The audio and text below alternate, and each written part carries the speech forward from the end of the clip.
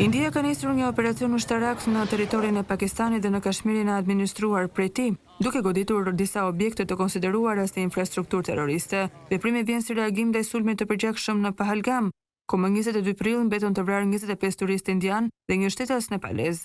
Në një deklaratë zyrtare, Ministria e Mbrojtjes në Indi theksoi se operacioni ishte i matur, i përqendruar dhe jo përshkallëzues, duke nënvizuar se nuk janë sulmuar struktura ushtarake pakistaneze.